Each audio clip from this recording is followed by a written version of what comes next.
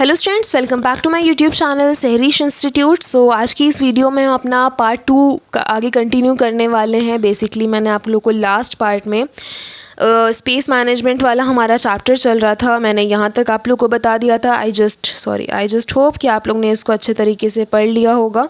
Okay, सो मैं हमेशा ही कहती हूँ जब भी मैं चैप्टर पढ़ाऊँ, आप लोग वीडियोस देखते हैं तो जस्ट ट्राई प्लीज़ थोड़ा सा टाइम निकाल कर अपने लेवल पे एक बार चैप्टर रीड ज़रूर करिए, ताकि आप लोग को पता नहीं होता कहाँ पे आपको डाउट है। आप पढ़ेंगे तब आपको रियलाइज़ होगा कि अरे ये टॉपिक मुझे समझ में नहीं आया है ना, कि इसमें क्या बताया गया था।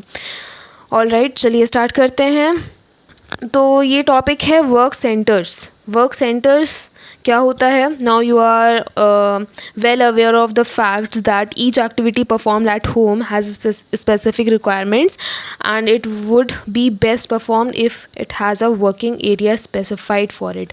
तो ये चीज़ हमें लास्ट पार्ट में पढ़ के समझ में आ गई है कि हाँ, स्पेसिफिक वर्क एरिया जो है हमारे लिए काफ़ी ज़रूरी होता है हर तरह की एक्टिविटी करने के लिए, राइट। तो किचन का काम किचन में ही होना चाहिए, कपड़े धुलने का काम कपड़े धुलने वाले एरिया में ही होना चाहिए। वो एरिया भी हमें सोच समझ के सिलेक्ट करना चाहिए कि कहाँ पे हमें कपड़े धोने हैं, ताकि हम इजीली फैला भी सकें, सुखा भी सकें, वहाँ से उठा भी सकें। तो ये सारी चीज़ें, और प्लस प्लग पॉइंट होना चाहिए जहाँ पे हम वॉशिंग मशीन कनेक्ट करके चला भी सकें। तो ये बहुत सारी चीज़ें मैटर करती हैं, जो कि हमने सब एक्टिविटीज़ में डिवाइड करके लास्ट पार्ट में समझ लिया था, है ना।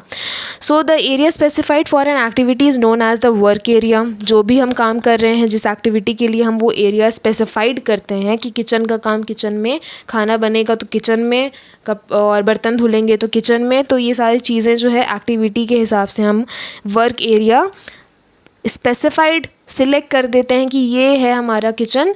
तो दैट मीन्स उसको हम बोलते हैं, दूसरे शब्द में बोला जाए तो that is called work area. ठीक है, सॉरी, वर्क सेंटर यहाँ पे जो लिखा है तो वही है work centre, that is called work centre. ठीक है, या वर्क एरिया बोल लीजिए, वर्क सेंटर एक ही बात है, यहाँ पे लिखा हुआ है। Okay, From our earlier discussion, you must have understood that by work center, it is not implied to provide a separate room for every activity. With the space constraint in most modern houses, it is not possible to have so many rooms. So it is desirable to link two or more similar activities which can be performed in a particular rooms. All that you need to do is to allocate space for each of the activities in that room.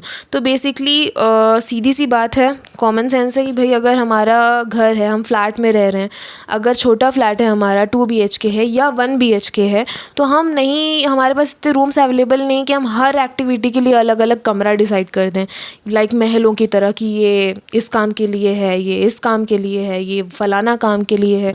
हम ये चीज़ नहीं decide कर सकते हैं ना, क्योंकि हमारे पास इतने रूम्स ही नहीं है, हम नहीं अफोर्ड कर सकते बहुत बड़े बड़े फ्लैट्स या बहुत बड़ा बड़ा घर हम नहीं ख़रीद सकते।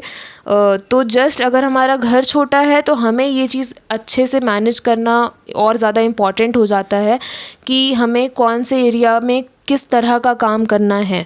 जस्ट लाइक अगर ड्राइंग रूम है तो ड्राइंग रूम में कई बार हो सकता है हमें रात को सोना भी पड़े, लेकिन हमें उस तरह से मैनेज करके रखना है कि वो ड्राइंग रूम बेडरूम के बराबर भी ना हो जाए, कि हम जस्ट लाइक कोई मेहमान बाहर से आता है तो पता चला पूरे बिस्तर बिछा पड़ा है, सब लेट के वहीं सो रहे हैं, है ना। कहीं से वो ड्राइंग रूम लग ही नहीं रहा है, सोफ़ाज़ भी हट गए हैं वहाँ से, सेंटर टेबल भी नहीं है वहाँ पे। तो ये वाला सिस्टम गलत हो जाता है। तो वो छोटे घर में मैनेज करना टफ़ होता है डेफिनेटली, लेकिन उस हिसाब से आपको सारे सामान भी रखने होते हैं। बहुत ज़्यादा लगेज आपके पास नहीं होना चाहिए, बहुत जो फर्नीचर्स हैं वो सब नहीं होने चाहिए अगर घर छोटा है तो ये बहुत सारी चीज़ें मैटर करती हैं। आपको उतने ही एरिया में सारी एक्टिविटीज़ मैनेज करना होता है, वो आपका अंदर का गट्स होना चाहिए, क्या क्या चीज़ें कहाँ पे कैसे करनी है। ऑल राइट, अब यहाँ पे हमारा आ जाता है नेक्स्ट टॉपिक, जिसका नाम है space management for family activities.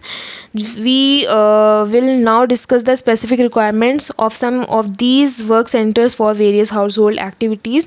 अब यहाँ पे वर्क सेंटर्स जो हैं, हमने वर्क सेंटर्स पढ़ लिया, सिंपल सा, जहाँ पे जो हम काम करते हैं वो हमारा वर्क सेंटर होता है, सीधी बात है ना। अब ये जो वर्क सेंटर है, वहाँ पे हमारी क्या क्या रिक्वायरमेंट्स होती हैं, क्या क्या ज़रूरतें होती हैं, क्या करना चाहिए, वो सारी चीज़ें यहाँ पे बताया जाएगा। फर्स्ट है हमारा कुकिंग एरिया। कुकिंग एरिया नाम से समझ में आ रहा है हमारा kitchen, right. So cooking area is usually called a kitchen where all the cooking related activities are performed.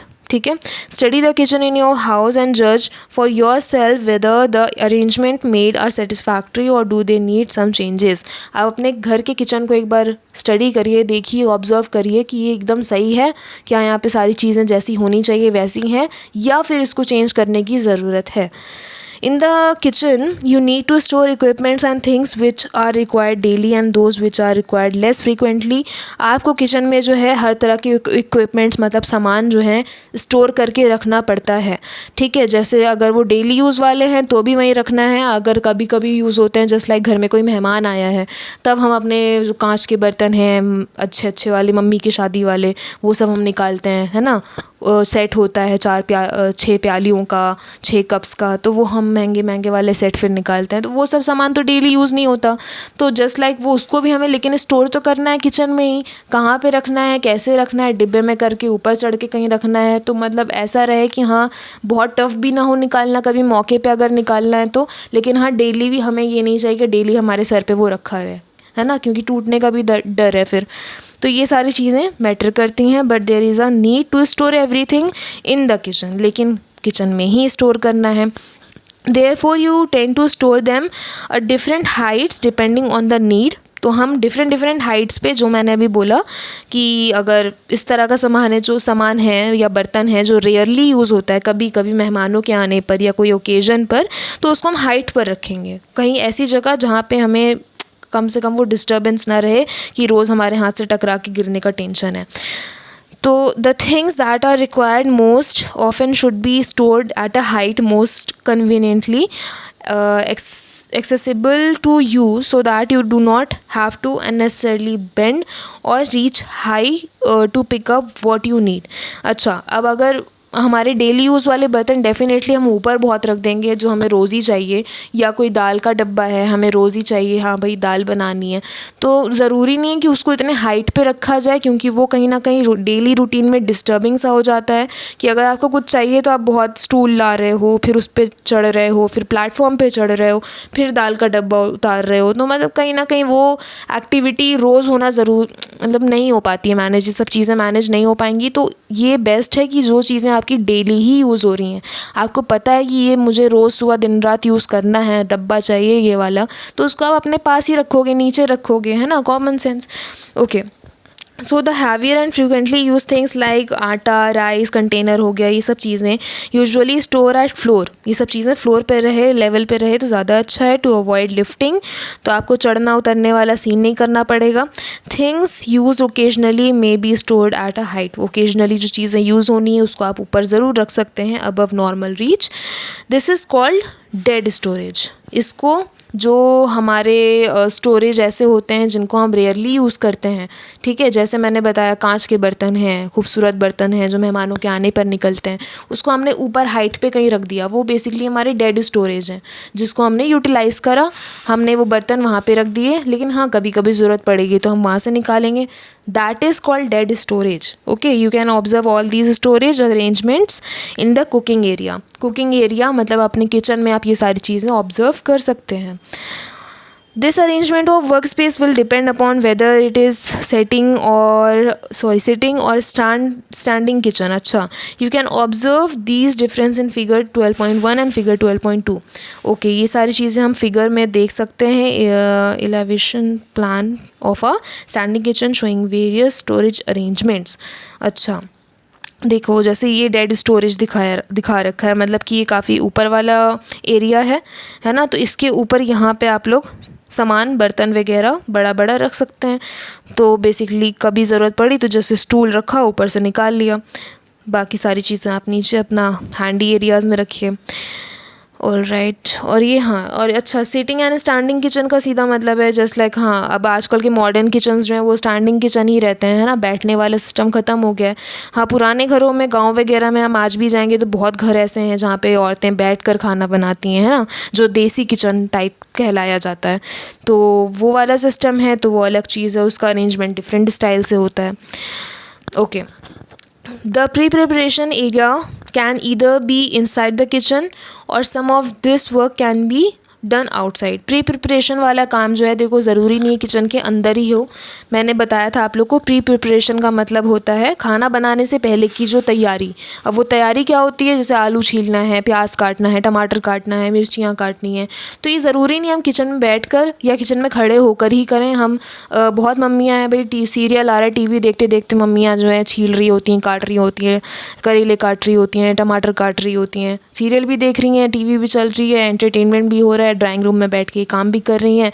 तो हाँ, इस तरह के चीज़ों के लिए जगह थोड़ी सी बदल सकती है, ज़रूरी नहीं किचन में खड़े होकर ही किया जाए। और यहाँ पे लिखा हुआ है वाइल वॉचिंग टेलीविजन और टेंड्स टू कट वेजिटेबल और pick pulses. However, proper care should be taken that after finishing the work the place is properly cleaned। हाँ, ये ज़रूरी है कि हाँ, जहाँ पे आप मम्मी छिलका विलका काट कर गई हैं वहाँ अगर गंदगी हो गई है तो जस्ट लाइक ड्राइंग रूम एकदम किचन के बराबर नहीं हो जाना चाहिए, गंदगी इतनी नहीं फैलनी चाहिए, उसको ज़रूर से साफ़ कर लिया जाए। After cooking the food is served, खाना पकने के बाद खाना सर्व किया जाता है। The food can either be served in the kitchen if there is enough space. तो अगर किचन में इतनी जगह है, किचन इतना बड़ा है, तो दैट्स बेटर कि आप किचन में ही प्लेट्स लो, उसमें सर्व करो और सीधा ले जा कर के टेबल पे रख दो, सबके सामने उनकी प्लेट्स रख दिया जाए, है ना। और there can be a separate dining area outside the kitchen. या फिर अगर आपका घर बड़ा है तो डाइनिंग एरिया अलग होता है जहाँ पे बैठ के सिर्फ सब खाना खाते हैं, ठीक है। फिर वहाँ से हट जाते हैं सब, वहाँ पे सफाई हो जाती है। तो अगर उस तरह का सिस्टम है दैट्स गुड, तो वहाँ पे आप सीधा रख कर खाना सर्व कर सकते हैं। If there is not enough space in the kitchen to keep the dining table, अगर किचन में इतना स्पेस नहीं है कि वहाँ डाइनिंग टेबल रखा जाए, तो फोल्डिंग डाइनिंग टेबल जो है वॉल में फिक्स करी जा सकती है। Fix in the wall can be used just like Mission Mangal, अगर आप लोग ने देखी होगी मूवी, तो उसमें छोटा सा एक सीन था जिसमें जो जितने भी साइंटिस्ट थे उसका इंट्रोडक्शन चल रहा था, जिसमें एक कैरेक्टर था जो कि उसमें माइक्रो आर्टिस्ट थी वो, जिसने दीवार में जो है डाइनिंग टेबल फिक्स करके रखी थी, चेयर भी उसी में थी और टेबल खींचो तो निकल आती थी। तो वो वाला सिस्टम दैट्स गुड अगर ऐसा मैनेज हो पाए तो, बट ये थोड़ा सा इन्वेस्टमेंट इसमें ज़्यादा है मेरे हिसाब से। तो ये ऐसा कर सकते हैं, बुरा आइडिया नहीं है, अगर कर सकें तो बेस्ट है। Van ever require the table can be open, तो जब भी ज़रूरत पड़े आप उसे खींच करके दीवार में से निकाल सकते हैं, खोल सकते हैं, यूज़ करिए, फिर वापस से साफ़ करके बंद कर दीजिए दीवार में। Further the place in the wall behind the table can use for storing crockery और कटलरी और एक्सेट्रा, इस तरह की चीज़ें आप स्टोर करके रख सकते हैं जस्ट लाइक दिस। आपने रील्स वगैरह में भी देखा होगा इस तरह का। ओके, फोल्डिंग डाइनिंग टेबल ये हो गई। Utensils washing area should be near the cooking area as far as possible because water is required for each stage of cooking. खाना बनाने के समय आपको थोड़ी थोड़ी देर पे पानी की ज़रूरत पड़ती है, तो प्रिपरेशन के लिए, सर्विंग के लिए, फिर क्लीनिंग के लिए, हर वक्त आपको पानी की ज़रूरत है। तो वाटर सप्लाई डेफिनेटली है, ज़रूरी होना चाहिए। If there is no regular water supply then a provision can be made for storing water in और नियर द किचन। ठीक है, तो मतलब पानी फिर कहीं आप स्टोर करके रखिए, चाहे पतीली में या बाल्टी में, जैसा भी आपको कंफर्टेबल हो, तो वो पानी आपका आसपास कहीं स्टोर्ड होना चाहिए। Depending on the space available all the above provisions need to be made. There are various layouts for kitchen in which these arrangements can be made। बहुत सारे यहाँ पे कुछ लेआउट्स वगैरह दे रखे हैं जो कि आप अरेंजमेंट्स जो है अपने किचन के स्टाइल के हिसाब से कर सकते हैं। In these layouts the work centre are arrange in the following ways. अच्छा, ये कुछ लेआउट्स यहाँ पे दिए हैं जस्ट लाइक अगर हम अभी ऊपर से देखें तो 1 वॉल्ड किचन है, ठीक है, जिसमें एक साइड दीवार मतलब एक ही दीवार पे जो है पूरा किचन तैयार है। 2 वॉल किचन है, मतलब कि कुछ समथिंग लाइक पर्सपेक्टिव स्टाइल में है, ठीक है, एक साइड इधर भी दीवार है, दूसरी साइड भी है, मतलब इधर भी आप काम कर सकते हैं, इधर भी काम कर सकते हैं, है ना। तो ये 2 वॉल किचन हो गई। ये है L shape kitchen. L shape kitchen कुछ इस तरीके का है कि आपका ये एल बन जाता है ऐसे, ठीक है, ये तो ये एल शेप किचन है। यू शेप किचन में थोड़ा ऐसे, ये भी थोड़ा पर्सपेक्टिव से मिलता जुलता है कि यू शेप में आपका ये एरिया मिल गया, थोड़ा सा ये एरिया मिल गया, फिर ये वाली दीवार भी मिल गई, तो ये यू शेप किचन हो गया। ओके, और ये अच्छा, ये तो बाथिंग एरिया दूसरा टॉपिक आ गया। चलो किचन का ये बेसिकली यहाँ पे कुछ लेआउट्स बताए हैं जो कि मैंने अभी आपको ऐसे बताया है कि वन वॉल किचन जो होता है स्मॉल हाउसेज में, such a kitchen is provided where all the arrangements for preparation, cooking, storing and washing are made on one wall only. मतलब जितना भी जो भी अरेंजमेंट होता है कुछ घरों में जो इस तरह से डिज़ाइन किया जाता है कि एक ही दीवार पे पूरा किचन कंप्लीट हो जाता है, तो ये वन वॉल किचन है। टू वॉल किचन में here are two walls facing each other, तो दो दीवारें होती हैं जो कि एक दूसरे की तरफ मुंह करके खड़ी होती हैं, जिसमें पूरा किचन तैयार बना हुआ होता है, यूज फॉर किचन अरेंजमेंट्स। और इसके बाद एल शेप किचन क्या है, here two adjacent wall are used for kitchen arrangement. तो यहाँ पे दो वॉल जो आपस में चिपकी हुई होती हैं, एल शेप में होती हैं, वो उसी में ही पूरा किचन तैयार होता है। यू शेप किचन में क्या है, here 3 joining walls are used for kitchen arrangement. तो यहाँ पे 3 दीवारें होती हैं, एक ये दोनों साइड वाली और एक है बीच वाली, तो ये हो जाता है हमारा यू शेप किचन। ठीक है, इजी है, जस्ट आप लोग एक आइडिया के लिए देख सकते हैं। अपना घर का भी किचन आप लोग इससे कंपेयर कर सकते हैं कि आपका कौन से स्टाइल का किचन है, यू शेप है या वन वॉल किचन है, टू वॉल किचन है, एल शेप में है ना। उसके बाद हमारे यहाँ पे बाथिंग एरिया वाला टॉपिक आता है जो कि हम अपने पार्ट 3 में करेंगे। आई जस्ट होप आप लोगों को यहाँ तक अच्छे तरीके से समझ में आ गया होगा। और जैसे कि मैंने कहा है आप लोगों से, वीडियो देखने के बाद पढ़ाई ज़रूर करिए, एक बार रीड ज़रूर करिए ताकि आपकी प्रिपरेशन अच्छे तरीके से हो सके। और जहाँ तक रही इंपॉर्टेंट क्वेश्चंस की बात, आप लोग मांग रहे थे इंपॉर्टेंट क्वेश्चंस, मैं उस पर वर्क कर रही हूँ, जल्दी से जल्दी वो वीडियो अपलोड कर दूँगी मैं। ठीक है, तो आप लोग उसे देख लीजिएगा, बेस्ट है, उसकी भी तैयारी आप लोग साइड बाय साइड करते रहिए, आपकी एग्ज़ाम की प्रिपरेशन अच्छे तरीके से हो जाएगी। अगर आप लोग चैनल पे न्यू हैं तो फटाफट इस चैनल के साथ जुड़ जाइए, चैनल को सब्सक्राइब कर लीजिए एंड सब्सक्राइब बटन के बगल में ही बेल आइकन है तो उसे ज़रूर से क्लिक कर लीजिएगा ताकि जब मैं वीडियोस डालूं तो आप तक जो है मेरी वीडियोस की नोटिफिकेशन पहुंच जाए। वीडियो पसंद आया हो तो प्लीज़ लाइक करिएगा और भी बच्चों के साथ शेयर करिएगा। मिलते हैं नेक्स्ट पार्ट में, तब तक के लिए stay safe, stay healthy and thanks for watching.